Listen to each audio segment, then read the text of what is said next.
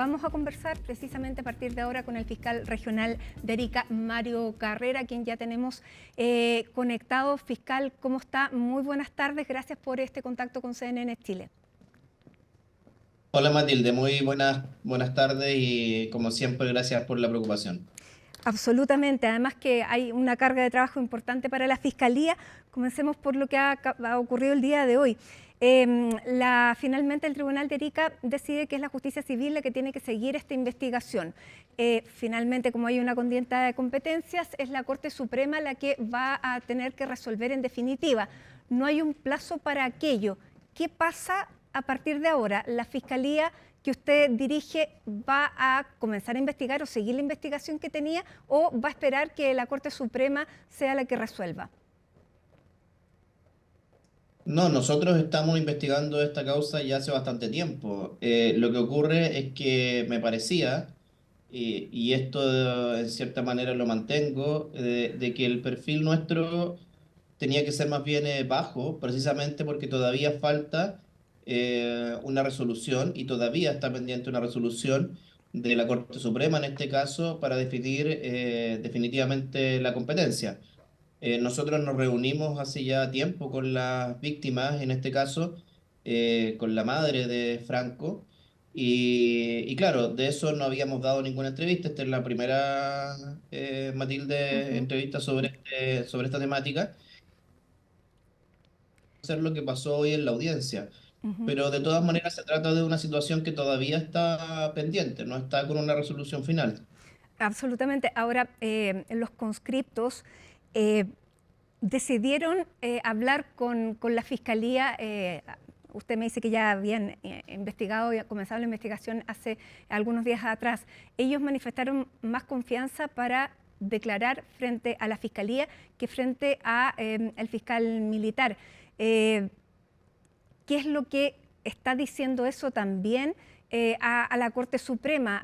¿Se toma como antecedente o finalmente pasa como un paquete si se decidiera la justicia militar que todo lo que ustedes han hecho y todas las declaraciones van a ser parte de la carpeta investigativa de la justicia militar?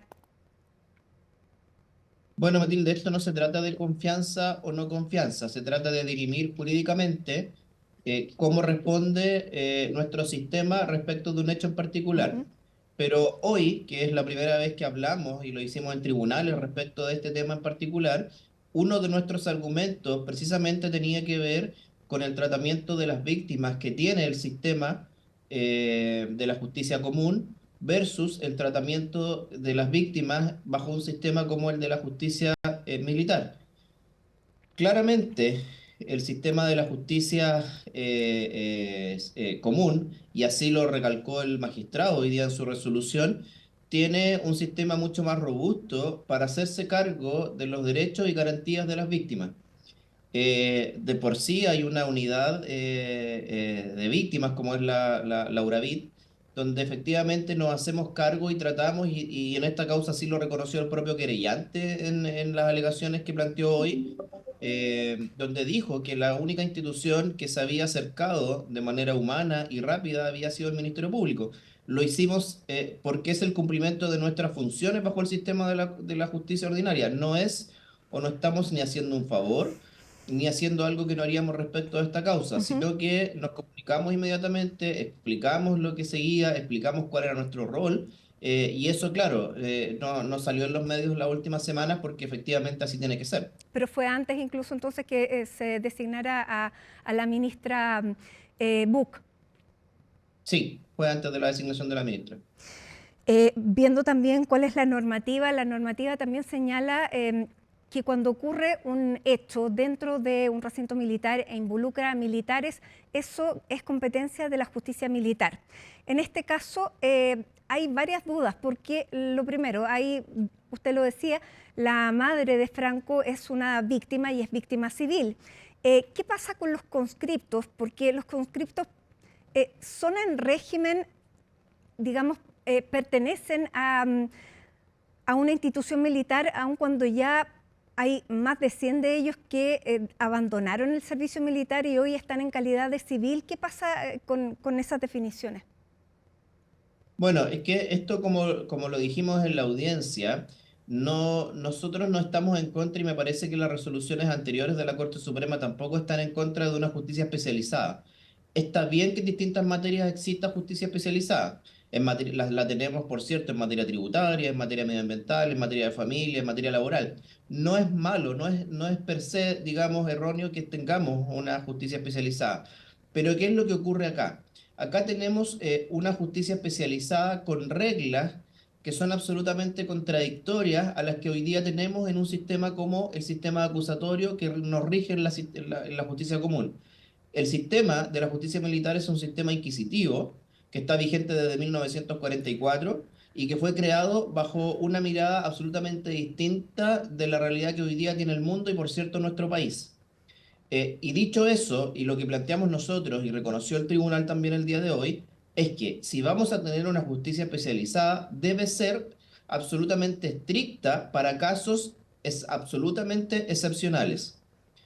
Y quiero recalcar esta cuestión, para casos absolutamente excepcionales. ¿Y qué es lo que fija esa excepción? Que efectivamente las causas que se investiguen bajo la jurisdicción militar lo sean respecto a bienes jurídicos que tengan que ver con el ánimo o el ámbito militar. Alguna revelación de secretos, alguna cuestión vinculada efectivamente al cuidado de nuestras fronteras, a nuestra seguridad nacional, pero un delito de tortura, un delito de lesiones, un delito de violación, un delito de otra naturaleza, por mucho que sea practicado por un militar respecto de un militar en un recinto militar, no deben ser conocidos por la justicia militar porque no tienen que ver con la razón de ser de esa justicia especializada. Ujú. Eso es lo que nosotros planteamos hoy. En relación a su pregunta en concreto, bueno, es que el artículo 6 del Código de Justicia Militar pone como ejemplo a los conscriptos, o sea, señala expresamente que los conscriptos se entienden, ¿cierto? Parte del mundo militar para efectos del Código de Justicia Militar. Así que desde ese punto de vista, claro, puede discutirse y es válido lo que usted plantea, pero por lo menos no estuvo como fundamento de nuestras alegaciones el día de hoy. Ujú. Bueno, lo que usted nos acaba de mencionar lo conversábamos ayer con el presidente de la Asociación de Fiscales, que decía que la jurisprudencia del Sistema Interamericano de Derechos Humanos señala que la justicia militar no puede conocer hechos que tienen que ver con violaciones a los derechos humanos, que eso siempre le va a corresponder al juez natural, porque no son delitos de carácter propiamente militar, sino que son delitos comunes. Y claramente en este ámbito ha habido incluso sanciones de la justicia internacional, de tribunales internacionales a Chile por haber dado competencia a tribunales militares en casos que no debían actuar. En este caso se está de alguna manera haciendo historia al pedirle a la Corte Suprema que sea la que resuelva. Bueno, no sé si pudiésemos llegar al punto de hacer historia, porque efectivamente ya han habido fallos y los dijimos y los mencionamos hoy día en la audiencia donde la Corte Suprema ha tenido esta mirada que hoy día puso sobre la mesa el Ministerio Público. Pero sí, evidentemente, en una situación tan relevante como la que vivimos hace algunas semanas en Putre y con la designación efectivamente de una ministra en visita, efectivamente no habíamos tenido en la historia del país algunas situaciones como esta, digamos. Ujú. Pero la resolución de hoy creo que va en la línea de fallos que ha planteado la propia Corte Suprema y el mismo año pasado. El año pasado y nosotros pusimos sobre la mesa dos fallos que se dictaron en la Corte Suprema, que resolvieron materias similares como las que estamos discutiendo hoy. Y de hecho los argumentos que nosotros pusimos también hoy en gran parte se sustentan en esos mismos fallos. Por eso tenemos la confianza en que la Corte Suprema mantenga este último criterio para efectivamente dejar la competencia en manos del Ministerio Público. Y Matilde, también otra cosa, nosotros, yo hablé de que habíamos trabajado de manera sigilosa, por decirlo de alguna manera, con bajo perfil. Nosotros nos tomamos el tiempo para estudiar esto.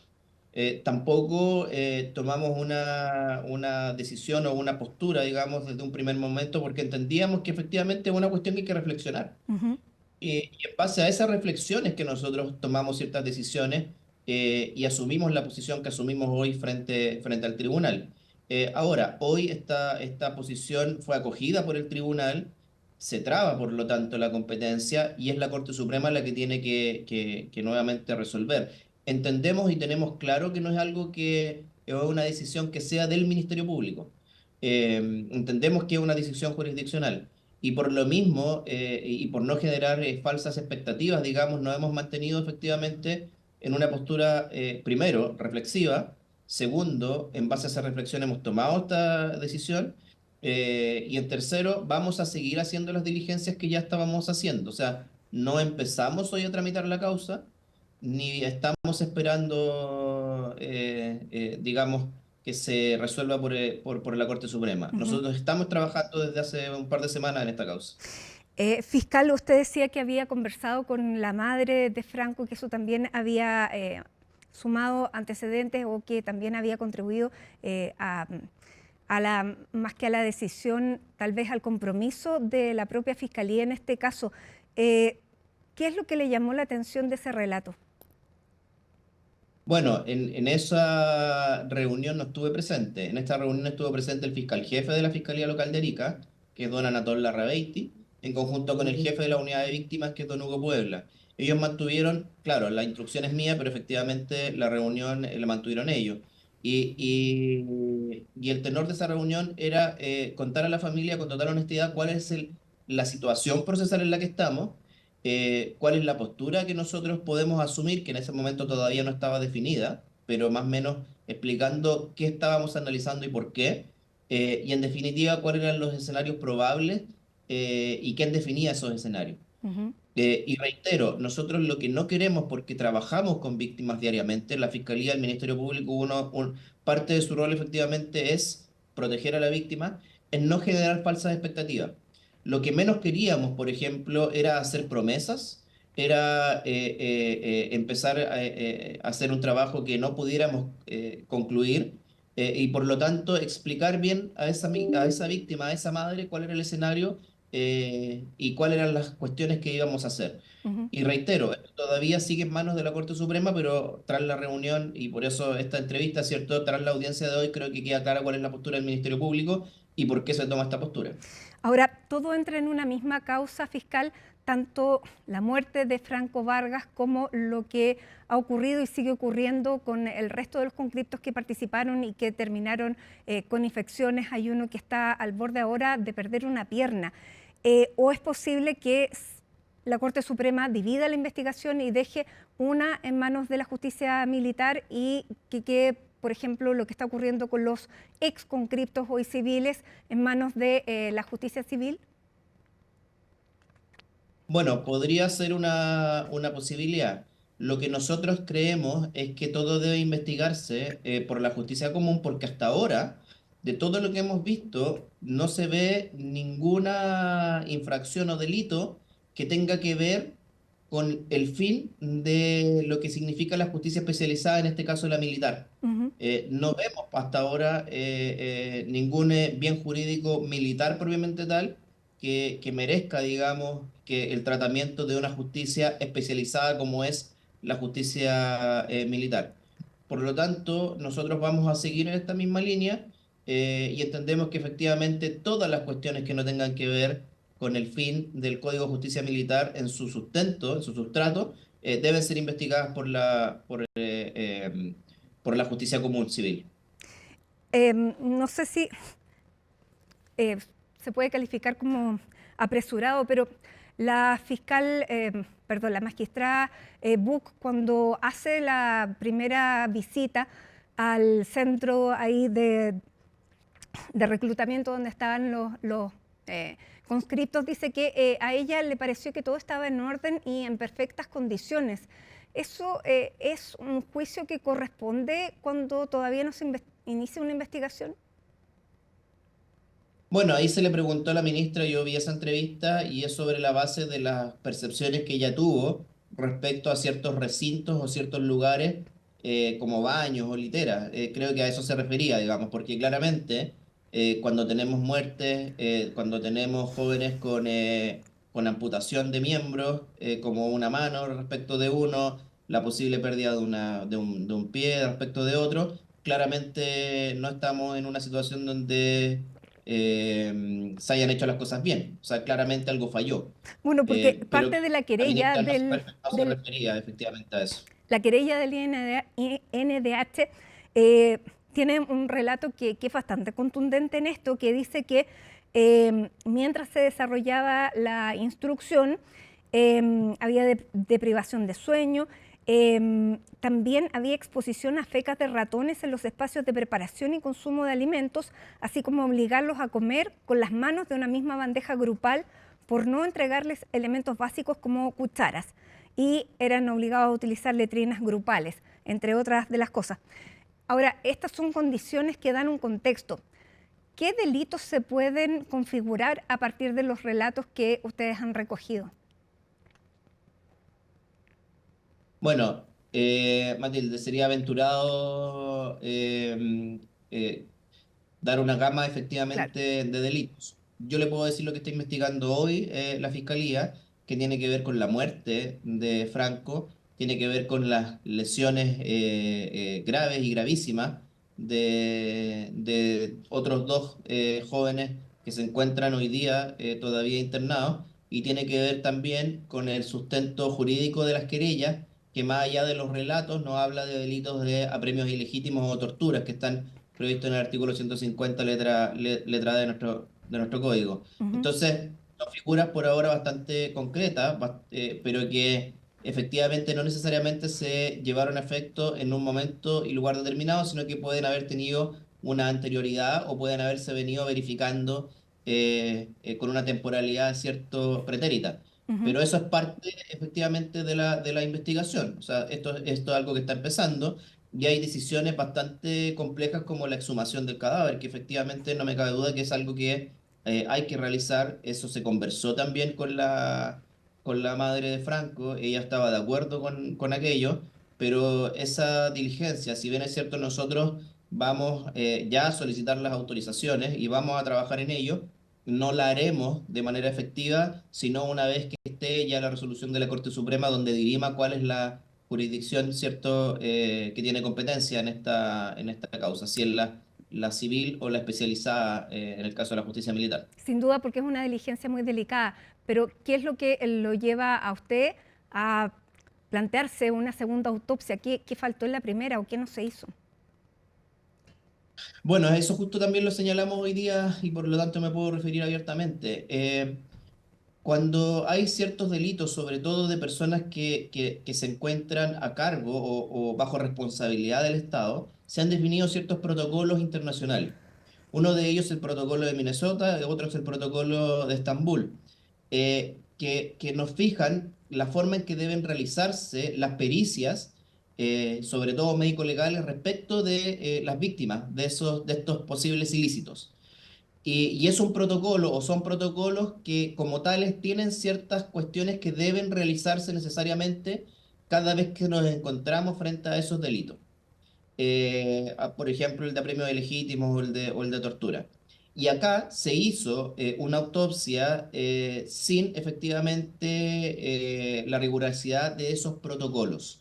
Esto nos obliga, evidentemente, a tener que replantearnos esa autopsia y cumplir con los estándares internacionales de investigación frente a estos delitos. Minnesota se refiere al caso o correspondería al caso de Franco como protocolo, y Estambul correspondería respecto de aquellos que se encuentran internados e incluso respecto de otros conscriptos que hayan denunciado también estos hechos. Ujú. Em, bueno, luego de esto también, eh, lo que, lo que queda como duda es qué es lo que pasa con estas declaraciones que tuvieron que firmar los conscriptos para que se les tramitara su baja y pudieran volver a sus respectivas casas. Ellos tuvieron que firmar un documento que decía que no habían sufrido ningún tipo de apremios. ¿Ese documento es válido?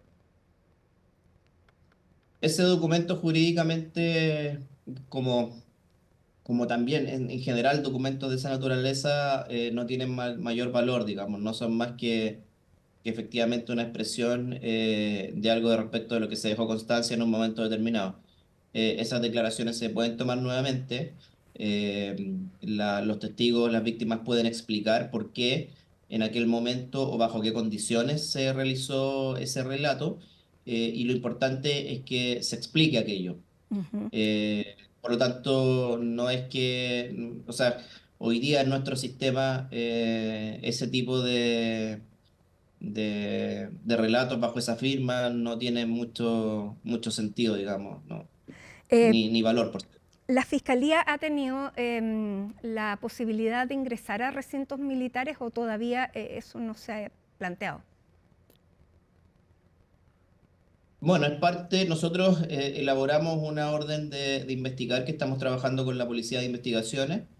Y básicamente la etapa en la que nos encontramos es una etapa de recopilación de antecedentes con entrevistas, ¿cierto? Primero, ubicación, derivación a la unidad de víctimas y entrevistas respecto de quienes aparecen como mencionados en esta investigación, como también recopilación de antecedentes médicos, como por ejemplo los del CEFAM o los de los hospitales donde han sido atendidos. Y luego, claro, eso nos fija en un marco sobre el cual vamos haciendo luego nuevas diligencias, como por ejemplo alguna reconstitución de escena o algún análisis respecto de algún determinado lugar físico.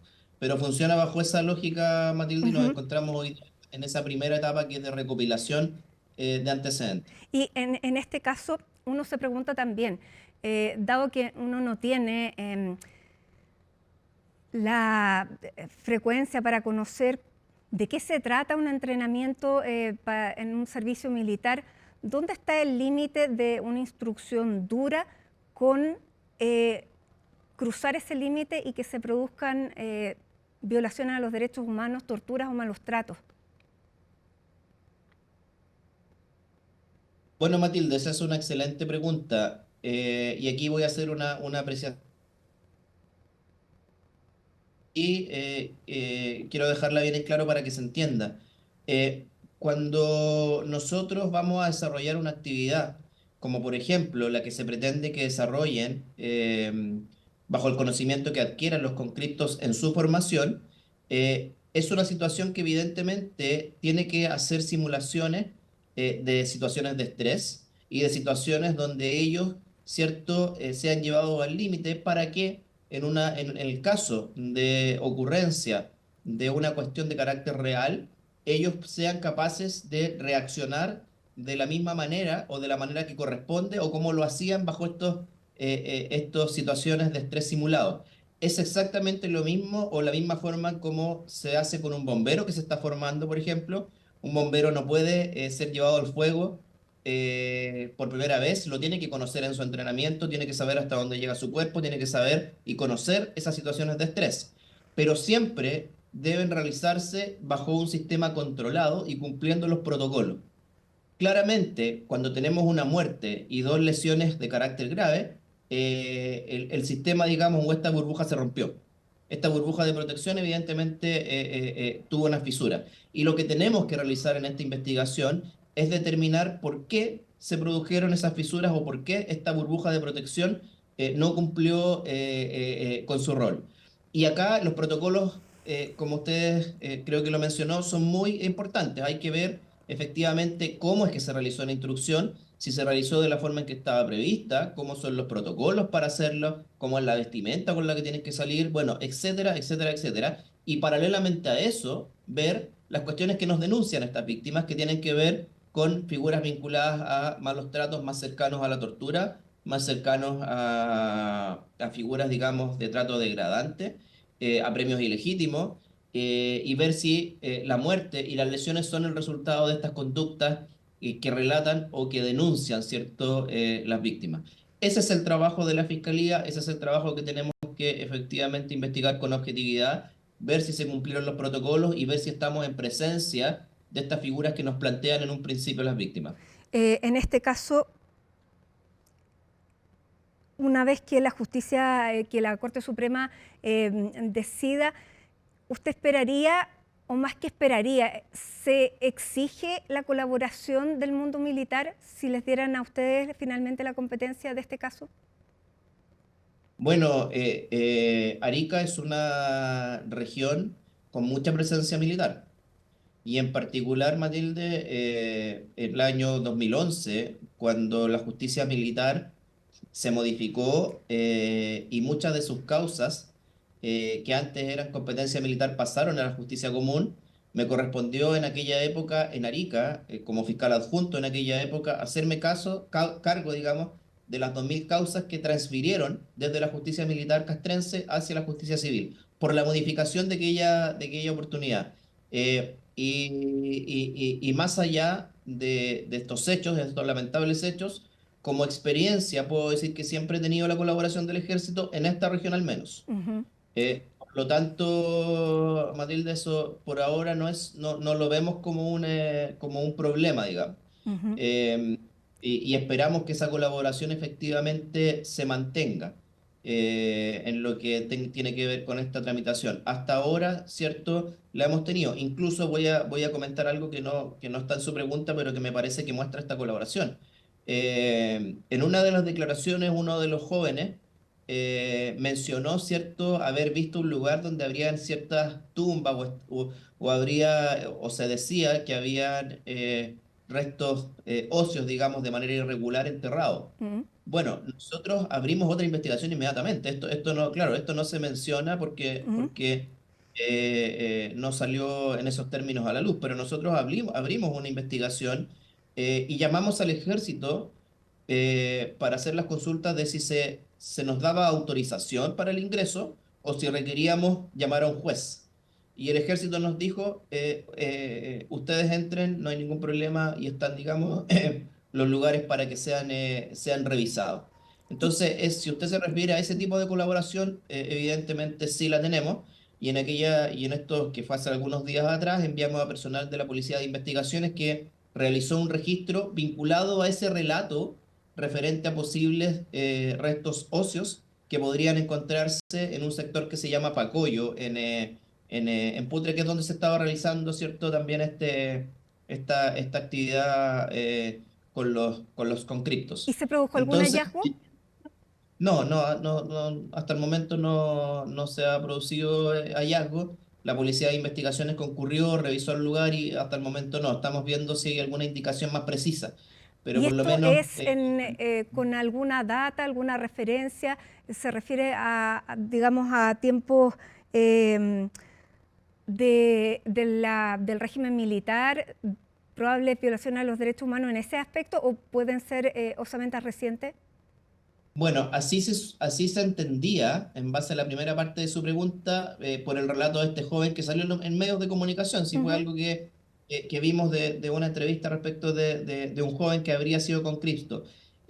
Ahora, nosotros también nos comunicamos en aquella oportunidad, el fiscal, más precisamente Anatol Larrabeita, el fiscal jefe de Arica, se comunicó incluso con el ministro en visita a cargo de El los temas ministro Ormazábal, vinculados, el ministro, claro, de La Serena, si no me equivoco, sí, que de la tiene a Cuarta cargo Relaciones de La todas Serena, las causas de derechos humanos del norte.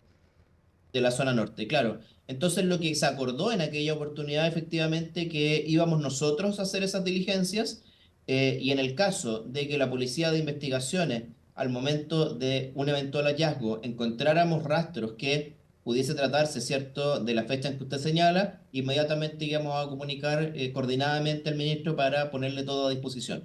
Eso es coordinación y eso es un poco el trabajo que estábamos realizando. Ujú. Entonces, claro, el ejército, como le digo, no fue necesaria una orden judicial para el ingreso, para esas diligencias en particular, y con la justicia militar, las mejores relaciones, me refiero con el ministro en visita vinculado a los derechos humanos, porque efectivamente de haber encontrado cualquier sindicación de esa fecha, inmediatamente ya estábamos con el contacto previo para enviarle todos los antecedentes.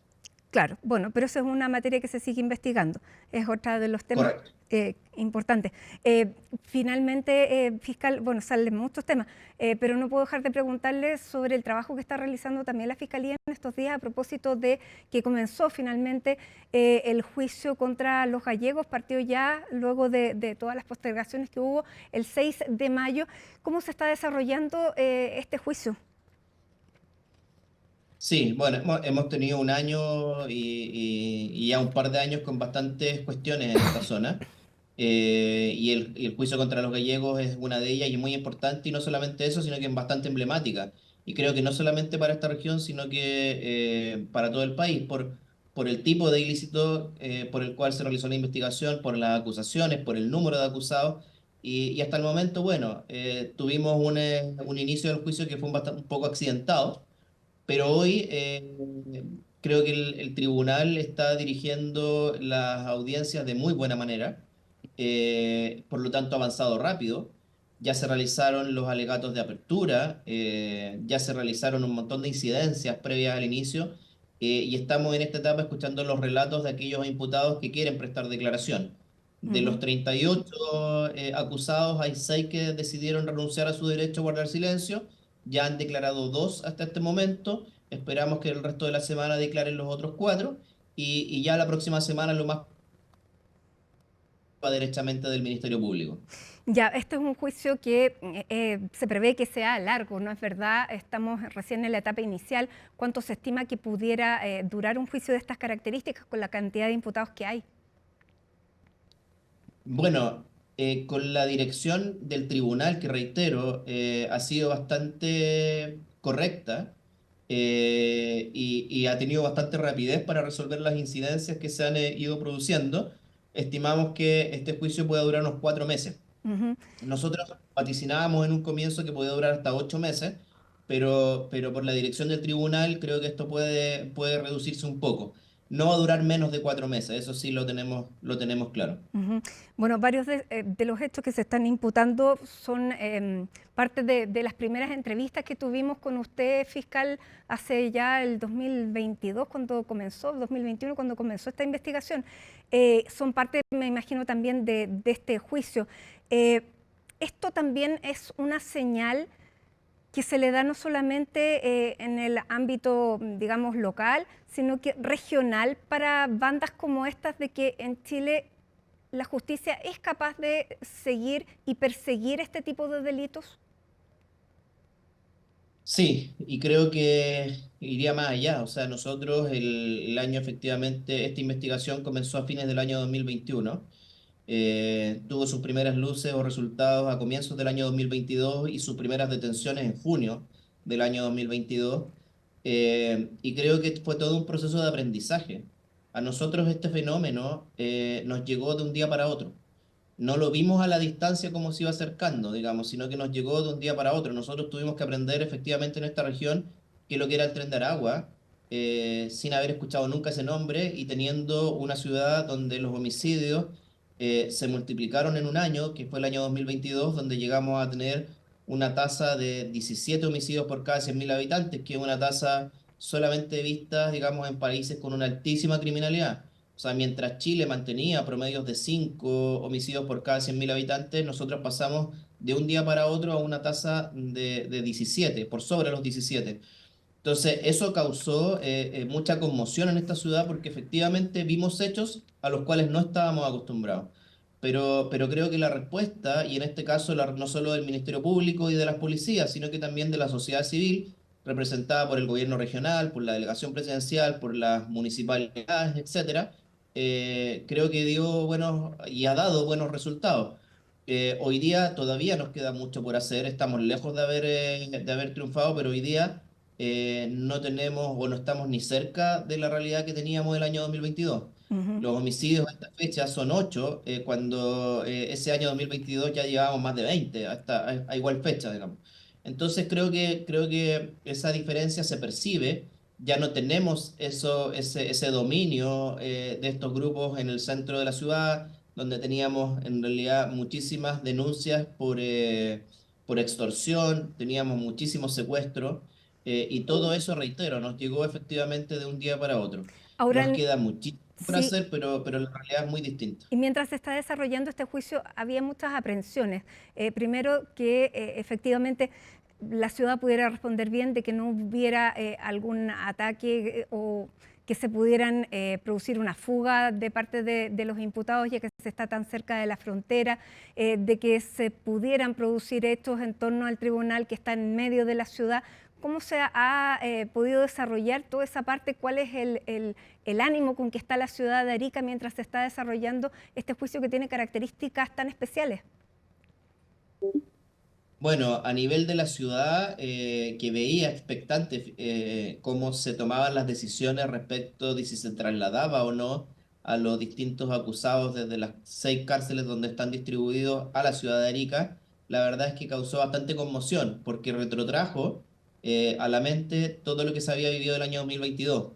Y teníamos colegios anunciando que no iban a hacer clases mientras duraba el juicio, teníamos funcionarios municipales también poniendo carteles afuera de la municipalidad contra esta decisión de traslado, me refiero, hacia la ciudad. La verdad es que hubo un estrés efectivamente que se notaba, pero afortunadamente la Corte Suprema tomó en su momento una decisión bien concreta que tenía que ver con evitar estos traslados en la medida de que se pudiera mantener una buena conexión desde los penales donde se encuentran. Ujú. ¿Han Y se contado ha con la dado de esa declaración manera. también de los testigos? Porque en un momento en el año pasado también vimos que un juez decidió entregar la identidad de los testigos que estaban en calidad de protegidos, que fueron algunas carpetas que llegaron hasta la Defensoría Penal. ¿Esos testigos siguen, digamos, dentro de quienes van a prestar declaración? Sí, sí.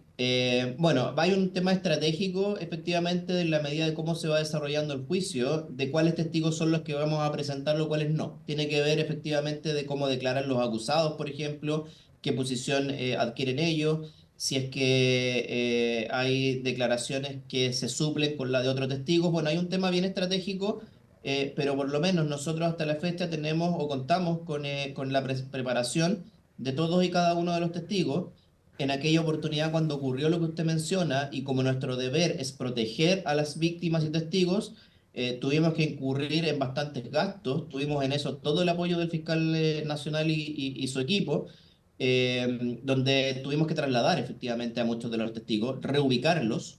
Los que eran funcionarios policiales y todavía estaban en la región se fueron trasladados también, o sea, se tomaron todas las precauciones para que, independiente de que ese sobre con los testigos solo llegara a la Defensoría Penal Pública y se devolviera al día siguiente tras el recurso de protección que presentamos, pero sin perjuicio de ello, nosotros tomamos todas las precauciones y reubicamos a los testigos con los costos y los gastos que ello conllevó, pero nos parecía que el fin final de proteger a cada una de esas personas tenía que hacerse bajo los costos, digamos, en que tuviese que incurrirse. No fue fácil esa época, lo tengo que reconocer, pero creo que logramos salvarla de la mejor manera. Así como lo que ocurrió ahora con la decisión que tuvo que tomar la Corte Suprema. Y yo lo quería llevar finalmente, ya se nos acaba el tiempo, a estas últimas dos cosas. Eh, el juez toma esta decisión de entregar la identidad que digamos, los intervinientes, las defensas pudieran conocer el nombre de los testigos, y hace un par de meses atrás, un mes y medio atrás, la Corte de Apelaciones de Arica le da también la razón a las defensas de los imputados para que pueda realizarse el juicio de forma presencial en Arica. Los jueces son de Arica. ¿Usted cree que actuaron libremente o que también ha habido amenazas para llevarlos a tomar una decisión que a todas luces cualquier persona podría haber visto que había un riesgo para la ciudad, un riesgo de fuga, un riesgo para gendarmería, un riesgo para los propios internos? No, los jueces actúan bajo o mirando únicamente las convicciones que mantienen en algún momento tras escuchar los antecedentes de las distintas partes. Créame que no tengo ningún antecedente como para dudar de alguno de los jueces de la jurisdicción, bajo ninguna manera, digamos. Y si así hubiese sido, sería mi deber investigar cualquier cosa, digamos, como la que usted señala. Ujú. Por lo tanto, pierda cuidado que en eso no he visto ninguna atisbo, digamos, de jueces que estén o con miedo o derechamente de jueces que estén recibiendo algún tipo de premio o de cuestión que no corresponda. ¿Y Para nada. fiscales? Y si así fuese, no, fiscales menos, digamos. De hecho, para evitar lo que más me ha preocupado con los fiscales es la seguridad. Y en esa seguridad ha sido público que efectivamente el equipo que está abocado a esta causa está con protección especial Incluso alguno de ellos se ha trasladado desde un primer momento del año 2022, desde principios de ese año, a otra región para que pueda investigar con mayor libertad o sin la presión, ¿cierto?, de lo que significa preocuparse de la seguridad. No hemos dejado nada al azar en esta causa y creo que los resultados así lo han demostrado. Bien, fiscal Mario Carreras, fiscal regional de Arica, fiscal jefe, le quiero agradecer muchísimo esta entrevista en este día especial, porque hemos conocido parte de esta investigación que la justicia y la Corte Suprema va a tener que definir en los próximos días, pero también de este caso que nos tiene muy preocupados desde sus inicios, como usted lo recordará. Así que muchísimas gracias y buen trabajo en lo que queda. Que tenga una buena tarde. Bueno, muchas gracias a usted y claro, tal cual como me dijo usted cuando me pidió estar presente, no solamente estamos interesados en que se conozca el trabajo que realizamos respecto de las víctimas, y también para nosotros es importante demostrar que la Fiscalía está preocupada principalmente de las víctimas. Para nosotros guía nuestro trabajo. No vamos a llevar una causa si creemos que estamos poniendo en riesgo a alguna de nuestras víctimas. Y acá, por lo tanto, puede haber la tranquilidad de que hemos tomado todas las medidas efectivamente para que este juicio se realice de la mejor manera. Ujú. Incluso nosotros realizamos la preparación de este juicio metodológica en Santiago. O sea, el equipo viajó desde acá hasta Santiago efectivamente para no someter a nuestros funcionarios policiales al estrés de estar en esta ciudad si es que ellos consideraban de que su seguridad podía estar en riesgo. Entonces, no hemos dejado nada al azar y esperamos que los resultados, digamos, vayan en la misma línea de cómo nos ha ido hasta la fecha. Así lo esperamos también, fiscal. Muchísimas gracias nuevamente y muy buen trabajo. Que esté muy bien. Gracias. Hasta luego. Y hasta ahora hacemos un alto en Hoy es Noticia y ya estamos de regreso. Ya vemos que llegó al estudio Víctor Torres, el superintendente de salud, para conversar sobre qué pasa a partir de la aprobación de la llamada ley corta de ISAPRES. Así que no se vaya.